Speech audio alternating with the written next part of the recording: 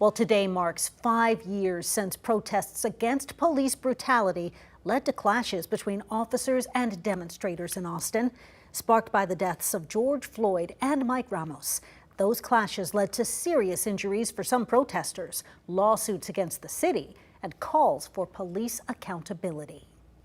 KVUE senior reporter Tony Plohetsky has been following the fallout of the protests for years. He joins us now in the studio. Thank you so much for being here with us, Tony. Absolutely, Quita. Now, even among other protests that unfolded across the nation, Austin's stood out.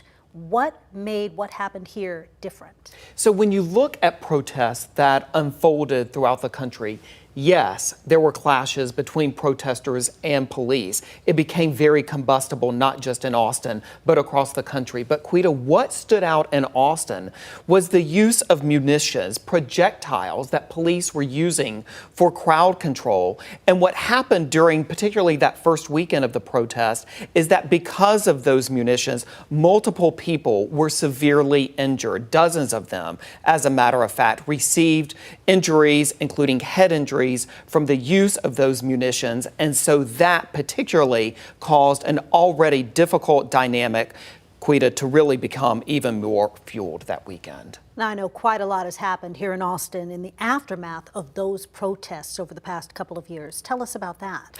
So when you look at this has been a very expensive outcome for Austin taxpayers. The city of Austin has spent about $25 million in settlements with protesters who were injured, again, particularly that first weekend. But in addition to that, we also saw increased calls for accountability. And so to that end, we know that a grand jury indicted 21 Austin police officers as a result of their actions that weekend. Quita, most of those cases, as we know, that were brought under District Attorney Jose Garza have since been dismissed. But there are a handful, less than a handful of cases against police officers stemming from the protests that are still winding their way through the courts. And Tony, did the protests accomplish what activists say they set out to do?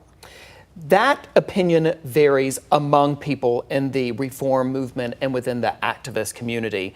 What they will tell us, though, and what they do say, is that one of the major focuses of the protest was to call attention to disparities in how police use force against minorities and over-policing in minority communities. And Quita, they said they wanted that to be a topic on the forefront of everyone's mind. And so to that end, they do think that the protests were successful in that way. And definitely still a topic today. Absolutely.